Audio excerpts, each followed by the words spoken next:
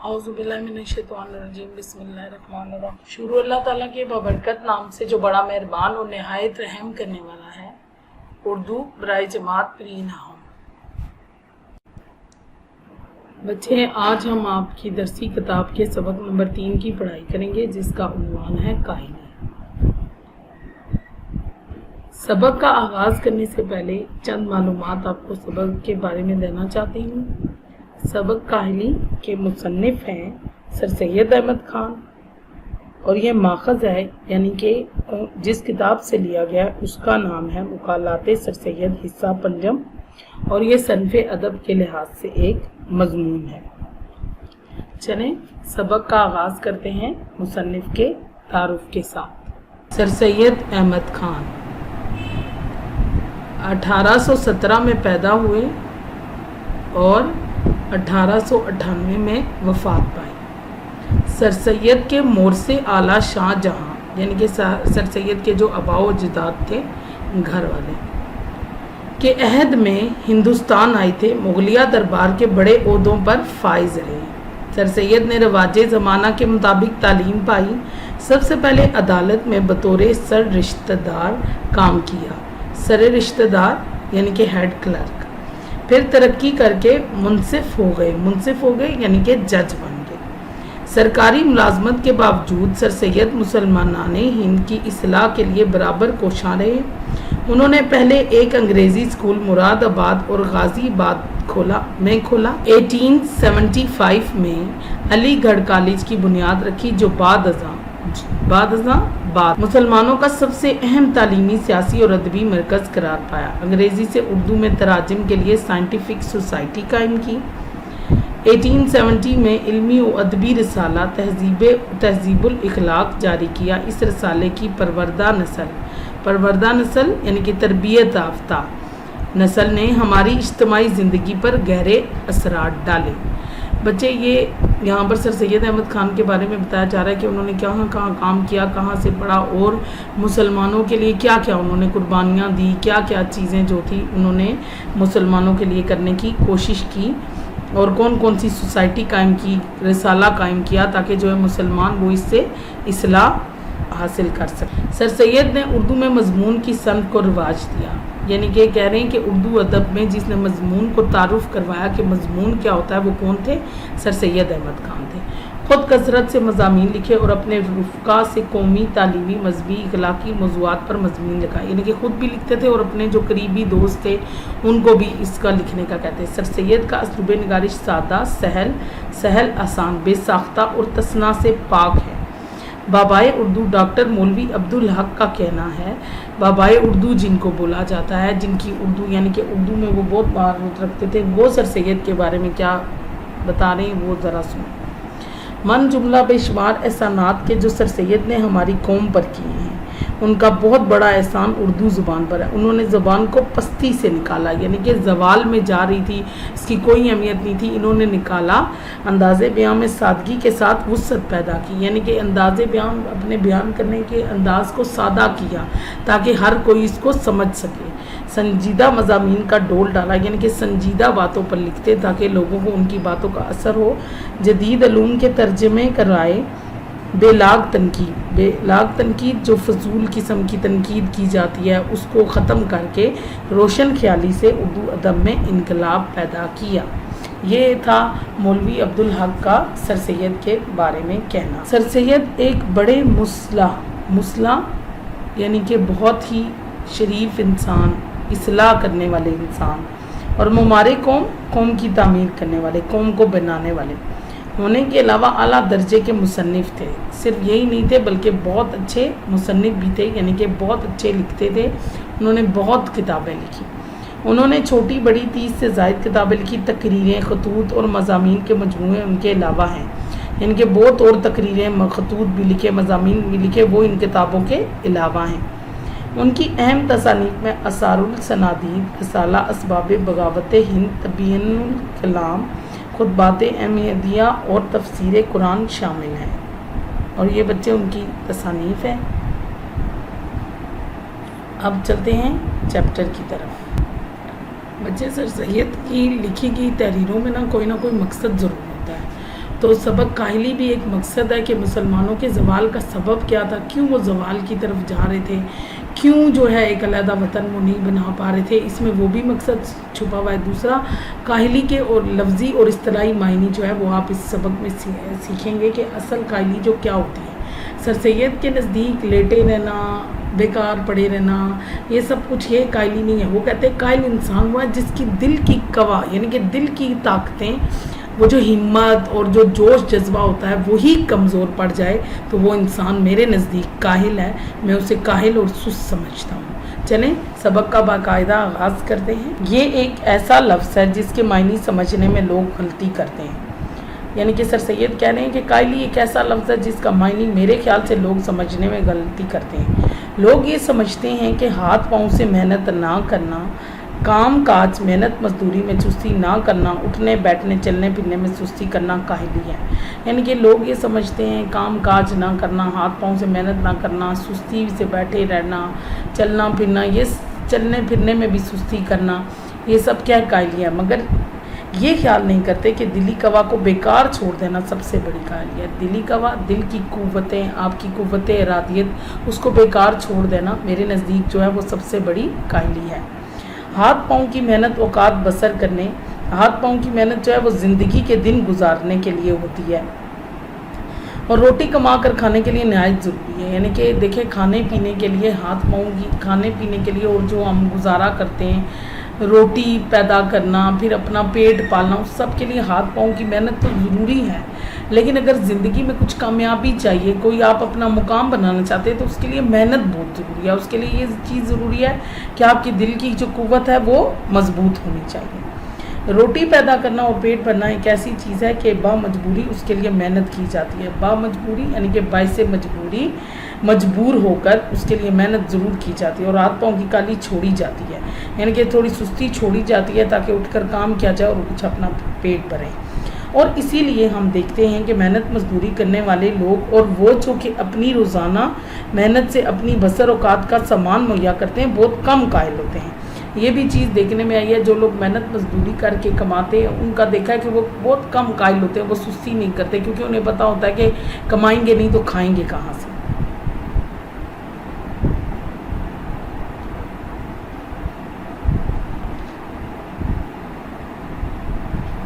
محنت کرنا اور سخت کاموں میں ہر روز لگے رہنا گویا ان کی طبیعت ثانی ہو جاتی ہے۔ اصل میں محنت کرنا اور مشکل کام کرنا ان کی طبیعت ثانی ہو جاتی ہے، پختہ عادت ہو جاتی ہے، انہیں کام کرنے کی عادت ہو جاتی ہے۔ ایسے لوگ جب کام نہیں کرتے تو ان کو سکون نہیں ملتا۔ مگر جن لوگوں کو ان باتوں کی حاجت نہیں، جن باتوں کو ان کی ضرورت نہیں، بغیر محنت کے جن کو مل رہا ہے، وہ کیا کرتے ہیں، وہ اپنے دلی قوا کو بیکار چھوڑ کر بڑے کاہل اور بالکل حیوان صفت ہو جاتے ہیں۔ یعنی کہ میں ان کو انسان نہیں سمجھتا جو اپنی دل کی قوتوں کو چھوڑ دیتے ہیں، جو محنت کرنا چھوڑ دیتے ہیں، جن کی زندگی کا کوئی مقصد نہیں ہے، میں ان کو انسان نہیں سمجھتا۔ میں سمجھتا ہوں کہ وہ بالکل کیا ہو جاتے ہیں، حیوان صفت ہو جاتے ہیں۔ یعنی کہ حیوانوں میں ان میں کوئی فرق نہیں ہوتا، کیونکہ دیکھیں اللہ تعالیٰ نے انسان کو اشرف المخلوقات بنایا ہے، ہر چیز اس کو دی، اس کو دماغ جیسی نعمت عطا کی، عقل دی جس سے وہ سوچ سکتا ہے، شعور رکھ سکتا ہے، لیکن اگر وہ عقل ہی نہ رکھے، شعور ہی نہ رکھے، اس کو استعمال نہ کرے تو وہ پھر ایک حیوان ہی ہے، انسان وہ نہیں۔ یہ سچ ہے کہ لوگ پڑھتے ہیں اور پڑھنے میں ترقی بھی کرتے ہیں اور آزاد پڑھے لکھوں میں سے شاید ایک کو ایسا موقع ملتا ہوگا کہ اپنی تعلیم کو اور اپنی عقل کو ضرورتاً کام میں لاوے، ضرورت کے مطابق۔ لیکن انسان ان عارضی ضرورتوں کا منتظر رہے، انتظار کرتا رہے اور اپنے دلی قوا، دل کی قوتوں کو بیکار ڈال دے تو وہ نہایت سخت قائل اور وحشی ہو جاتا ہے۔ سخت قائل بہت سست اور وحشی یعنی کہ درندہ صفت ہو جاتا ہے بالکل بھی۔ یعنی کہ یہاں پر بتا رہے ہیں کہ بہت پڑھے لکھے بہت کم ایسے لوگ ہوتے ہیں جن کو یہ موقع ملتا ہے کہ وہ اپنی تعلیم کو جو ہے اپنی ضرورت کے مطابق کام میں لاتے ہیں۔ لیکن اگر انسان ان عارضی ضرورتوں کا منتظر رہے، یعنی کہ صرف عارضی چیزوں کا منتظر رہے جو ہم عام زندگی گزار رہے ہیں، تو اور اپنے دلی قوا یعنی کہ اپنی قوت کو، اپنی کام کرنے کی لگن کو، اپنی جو ارادہ ہے اس کو اگر وہ ترک کر دیں تو وہ پھر وحشی بھی بن جاتا ہے اور نکما بھی ہو جاتا ہے۔ انسان بھی مثل مانند اور حیوانوں کے ایک حیوان ہے۔ اگر دیکھا جائے تو انسان بھی حیوانوں کی طرح ایک حیوان ہے، اور جب اس کے دلی قوا دل گواہ کی طریق سست ہو جاتی ہے، یعنی کہ دل کی قوت اور حرکت جو ہے اس میں سستی آ جاتی ہے اور اس کا کام میں کام میں نہیں لائی جاتی، یعنی کہ وہ کام نہیں کرتا بالکل کسی کام کو، تو وہ اپنی حیوانی خصلت میں پڑ جاتا ہے، یعنی کہ اس کے اندر پھر جانوروں جیسی عادات ہو جاتی ہیں، پھر وہ کسی بھی طریقے سے معاشرے کے ساتھ چلنے کے قابل نہیں رہتا اور جسمانی باتوں میں مشغول ہو جاتا ہے اور انسانی صفت کو کھو کر پورا حیوان بن جاتا ہے۔ تو ایسے لوگ جو اپنے آپ کو کسی بھی کام میں نہیں لگاتے، یعنی کہ اپنے اندر کی طاقتوں کو ختم کر دیتے ہیں، بالکل بھی کسی کام میں، وہ کیا کرتے ہیں، وہ حیوانی خصلتوں میں پڑ جاتے ہیں اور جسمانی خواہشات کو پورا کرتے ہیں اور پورے کے پورے حیوان بن جاتے ہیں۔ ان کے لیے صرف اور صرف اپنی جسمانی خواہشات ہی اہمیت رکھتی ہیں، ان کو کسی چیز سے کوئی غرض نہیں ہوتا۔ بس ہر ایک انسان پر لازم ہے کہ اپنے اندرونی گواہ کو زندہ رکھے۔ سر سید احمد خان کہہ رہے ہیں کہ ہم حیوان نہ بنیں، ہمیں اللہ تعالیٰ نے اگر اشرف المخلوقات بنا کر بھیجا ہے تو ہمیں پھر کیا کرنا چاہیے کہ ہمیں بھی محنت کرنی چاہیے اور سوچنا چاہیے کہ ہماری زندگی کا کیا مقصد ہے، اور ہمیں چاہیے کہ ہم اپنے دل کی طاقتوں کو، یعنی کہ اپنے اندر کی جو قوتیں ہیں ان کو کبھی مرنے نہ دیں، بلکہ اپنی صلاحیتوں کو ابھاریں، نکھاریں، تاکہ ہم جو ہے زندگی میں ایک کامیاب انسان بن سکیں۔ بس ہر ایک انسان پر لازم ہے کہ اپنے اندرونی گواہ کو زندہ رکھنے کی کوشش میں رہے اور ان کو بیکار نہ چھوڑے۔ تو میں بس یہی کہوں گا کہ اپنے جو اندر کی پوشیدہ طاقتیں ہیں، جو آپ کے اندر خوبیاں ہیں، جو گٹس ہیں، ان کو باہر نکالیں، ان کو بیکار نہ ہونے دیں، تاکہ جو ہے معاشرے میں اچھے انسانوں کی جو ہے وہ زیادتی ہو، معاشرے میں اچھے لوگ زیادہ ہوں، تاکہ ہمارے ارد گرد کے لوگ ہمیں دیکھ کر اثر کر سکیں اور ہم تبدیلی لا سکیں، ہم اپنے ملک کی ترقی میں ایک حصہ دے سکیں۔ چلیں اب آگے چلتے ہیں۔ ایک ایسے شخص کی حالت کو خیال کرو، تصور کریں ذرا اپنے دماغ میں، جس کی آمدنی اس کے اخراجات کو مناسب ہو، یعنی کہ وہ جو کما رہا ہے وہ اس کے اخراجات کے مطابق ہو، وہ جتنا کما رہا ہے، جتنا اس کو چاہیے اس کو مل، اس کو چندہ محنت و مشقت کرنی نہ پڑے، اس کو بہت زیادہ محنت اور تکلیف نہ اٹھانی پڑے، جیسا کہ ہمارے ہندوستان میں ملکیوں اور لاخراج اداروں کا حال تھا۔ جیسے کہ ہمارے ملک میں، ہمارے ہندوستان میں معاوضہ اور خراج نہ دینے والے لوگوں کے حالات تھے، اور وہ اپنے دلی گواہ کو بھی بیکار ڈال دے تو اس کا حال کیا ہوگا، اور ایسے لوگ اگر اپنے دلی گواہ کو بیکار ڈال دیتے ہیں تو ان کا حال کیا ہوگا۔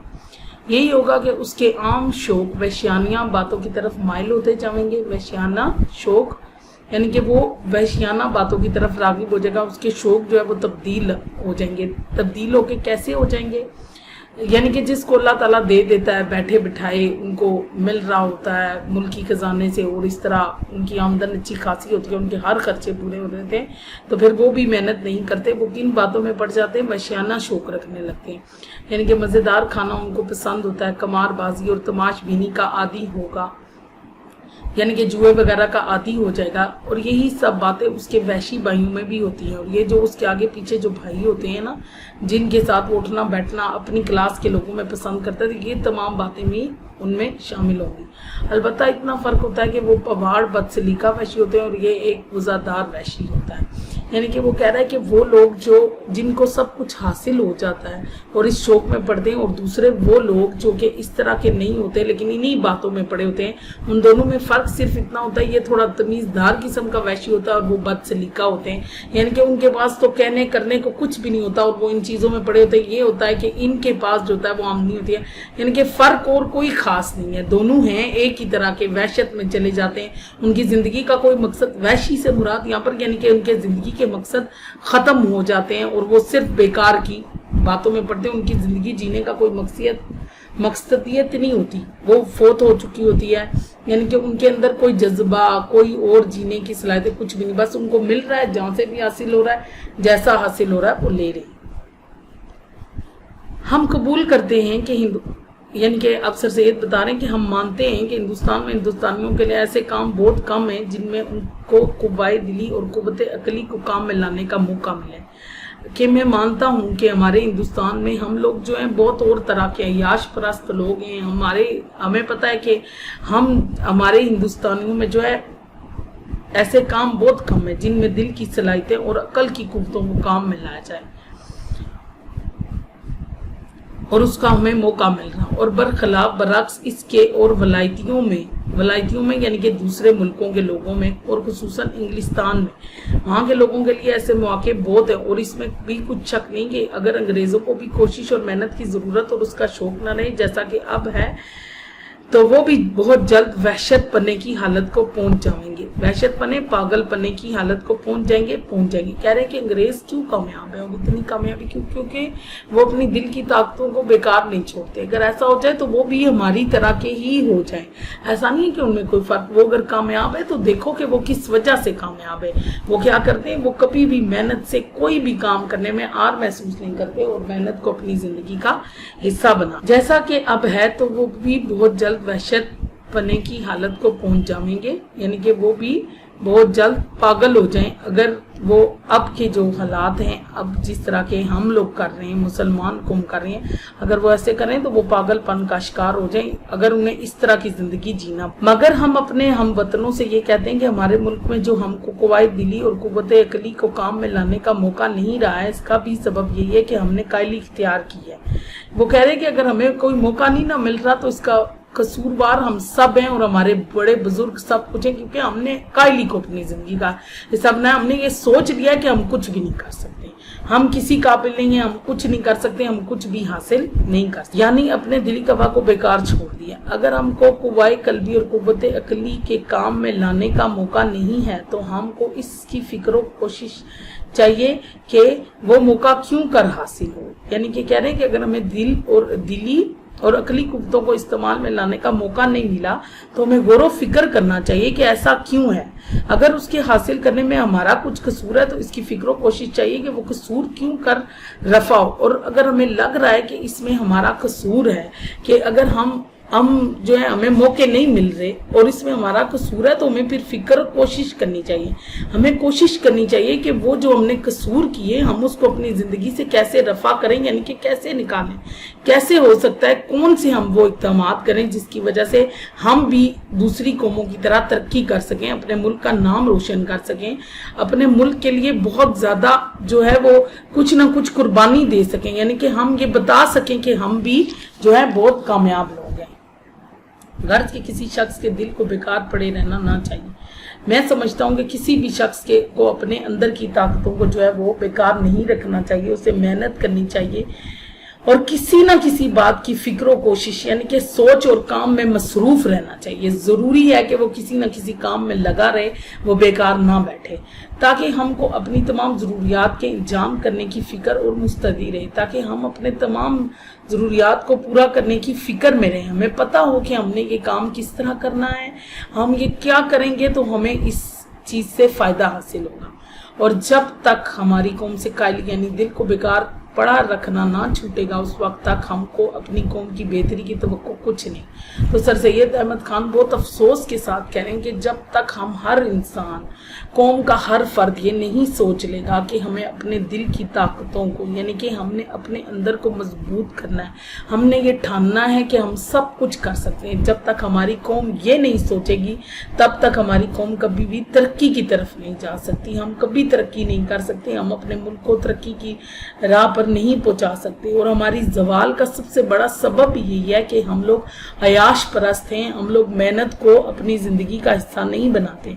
अगर हम मेहनत करना शुरू कर दें तो हम पूरी दुनिया का मुकाबला कर सकते हैं, क्योंकि अल्लाह ताला ने हमें जो है अकल और ताकत दी हुई है, हिम्मत दी हुई है कि हम जो है अपनी हिम्मत और ताकत से अपनी चीज़ों को आसानी की तरफ लेकर जा सकते हैं और अपने आप को कामयाब कर सकते हैं। उम्मीद करती हूँ बच्चे कि आपको सबक समझ आया होगा और इस सबक की मदद से आप इसकी एक्सरसाइज को अच्छे तरीके से जो है वो सॉल्व करेंगे और कोशिश करेंगे कि इस सबक को याद भी कर लें। अल्लाह।